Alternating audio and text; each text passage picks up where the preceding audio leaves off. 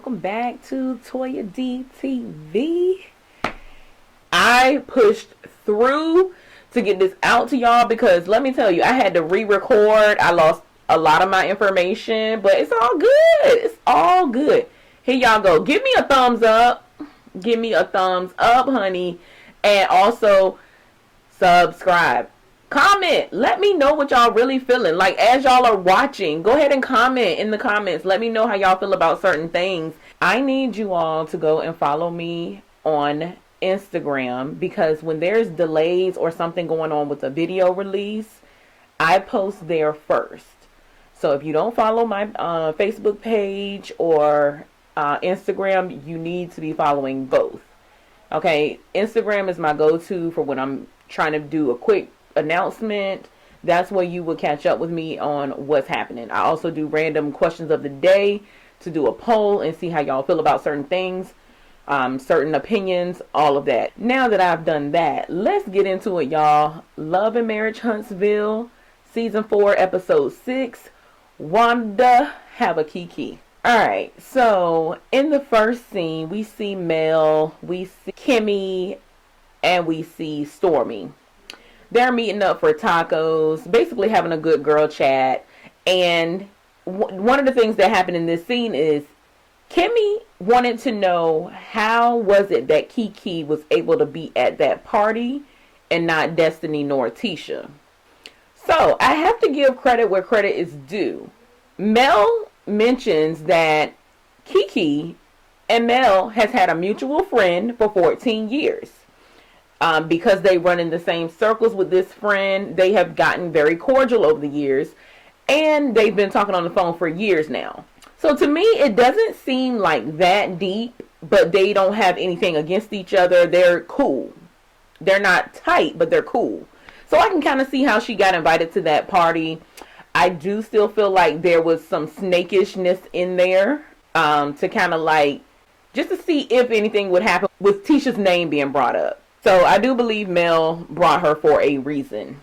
However, okay, they are legit associates or whatever they want to call it. Kimmy is having a housewarming for Jalen. She wants to know if Mel wants to come because she respects her wishes to not be in the same room with Martell Holt. Melanie is just kind of wanting to know who's going to be there, and she told her she's down to come. In this scene, Mel was being kind of petty. In this scene, she was basically like, okay, so if I don't come, you're inviting Martell. So Kimmy was like, I'm not sure. And she wanted to dig in that, like, why aren't you sure? Well, Kimmy thinks drama follow Martell wherever he goes.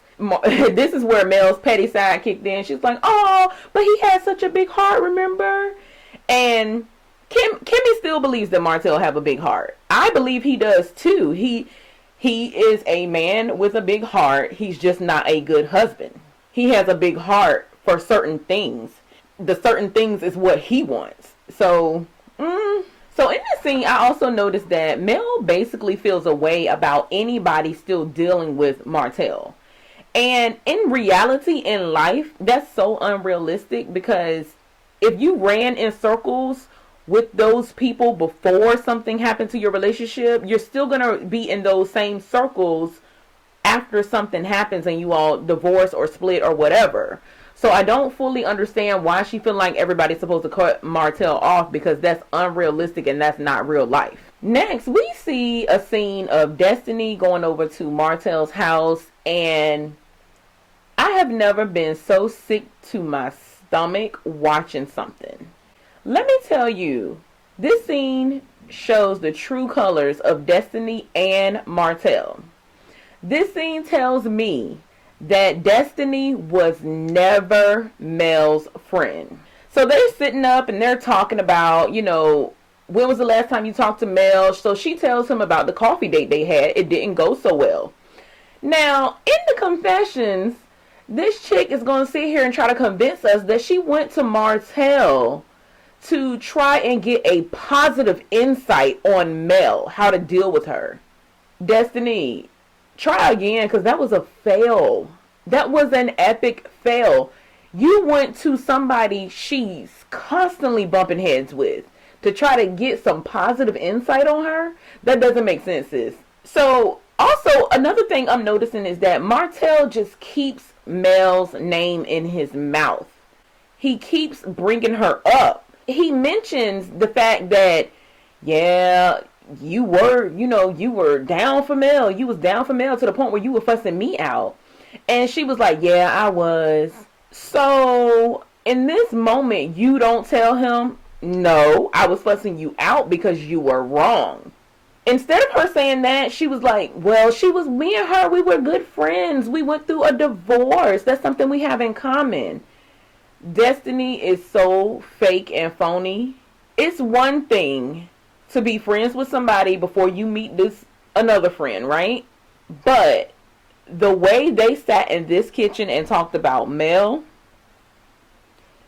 it could not have been legit. At some point during the conversation, Martell says he wished that Mel had a better heart.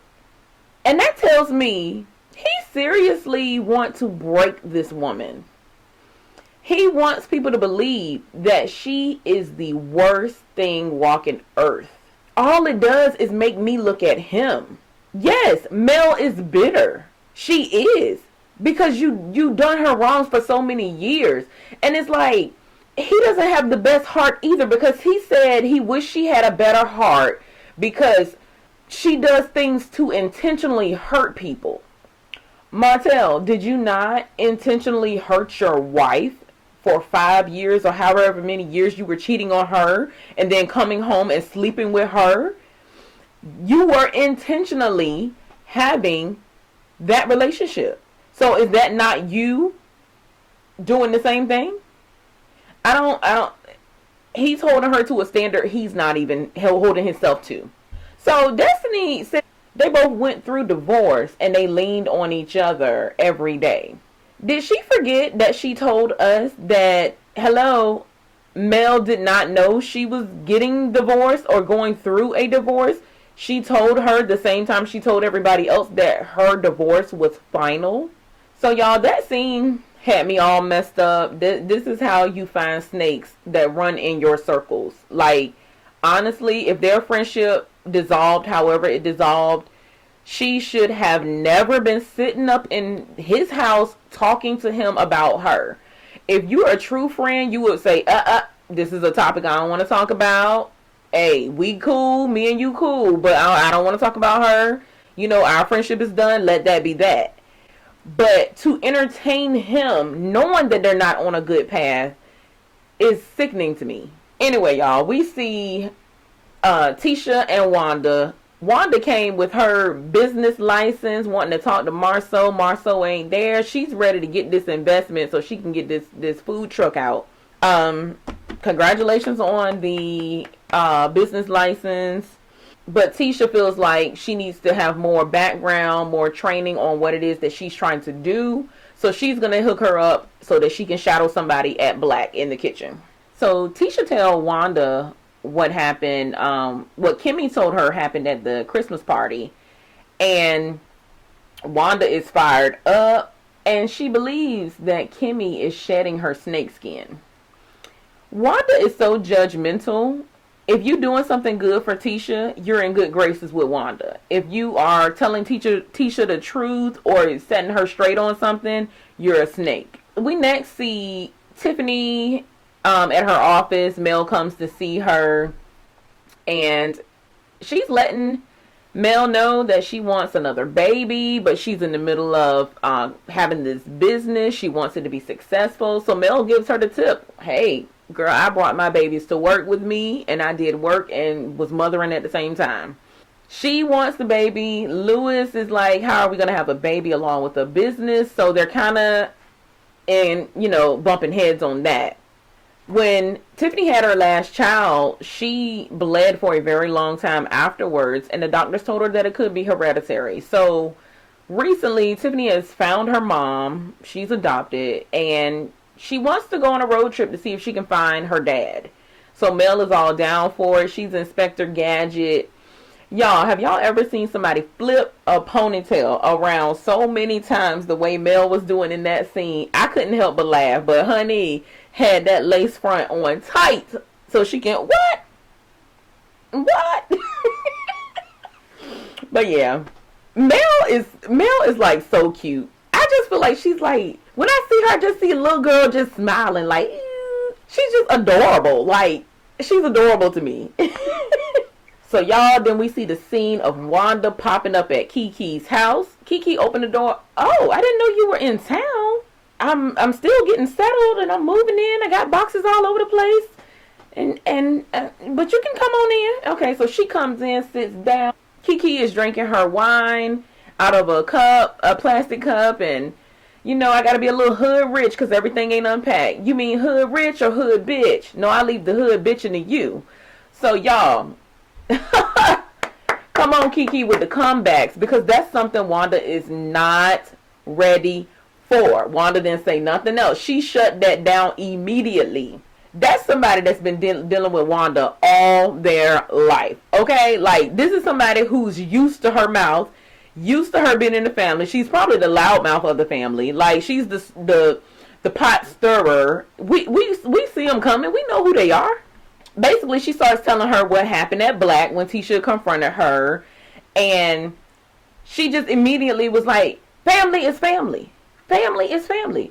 Well, is family when Tisha's out here telling my personal business? Personal business?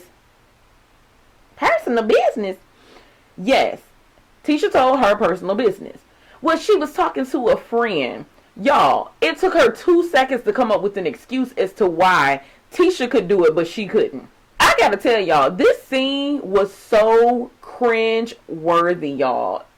Wanda can't talk worth nothing. A 3-year-old can talk better than she can. And it's sad to me. Honey, your daughter got all that money with Marceau, whatever. You've invested in a food truck. Honey, you need to be investing in a speech therapist for real. I'm not even trying to be funny with that. Mentally, I could not understand. Like, I couldn't really put together what it was she was trying to say. So, anyway, she said she want to talk to her straight face to face. Don't want to text, call, none of that. So basically they get into it and KeKe breaks it down for her. Look, a part of me and Tisha's problem is you and my dad. Y'all, ever since we were younger, y'all always tried to compare us and make us feel as though we got to be better than each other. Like, why is that? And then she said she never did that, never did that. Wanda was in denial and Wanda was not ready for KeKe. KeKe was already ready before Wanda got there. So she didn't have to get ready. Y'all, when KeKe say that Wanda drums up drama between her and Tisha, I believe it, because let me tell you, remember that live when Wanda went on live and started comparing Tisha's kids to Mel's kids and talking about their hair and all of this and all of that? That's who she is, y'all. That's how sick of a person she is. She thinks it's okay to compare children, innocent children. She thinks it's okay to have them say, I'm better than you, or my hair's longer than yours, or I look better than you do. She thinks that's okay. So, no wonder Tisha is insecure. Because her mom is constantly trying to force her to be better than she is by looking at somebody else. And that's not cool. Y'all, this whole scene pissed me off. And I believe KeKe. This is the reason why they still ain't got it together now. The last scene, y'all, we see Tiffany and Louis. Tiffany's in her dominatrix stage of being, I guess, sexy. Y'all, I want nothing sexy about what Tiffany was doing. It was more scary. Like, she was even talking, you look disappointed. You look sad. I need you to be glad. Like, whatever she was aiming for, it was a miss for me. The whole dining thing was nice, but I feel like it should have been a smaller table, so that way they could sit closer together if they're celebrating 6 months of being married, or half 6 months of being married, something like that. Basically, this is where Tiffany decided to break the news to Louis about wanting to take Mel and make it a girls' trip to go find her dad. Louis is feeling like, okay, you just set me up then. You just did all of this to just break this news to me. They start talking again. She wants a baby. He wants more sex. They're just bumping heads at this point, y'all. So Lewis wants to go, but he supports her. He just felt like, last time she met her mom, she was with somebody else, and he wants to be here for this next milestone in her life where she finds her dad. He's going to let her do what she likes, but I really hope they can work out that family dynamic as to having a business, a child, and giving up more booty. It's a way to do it. It is a way to do it. You got to be determined, you got to be open-minded, and you just have to go for it. And until next time, you guys.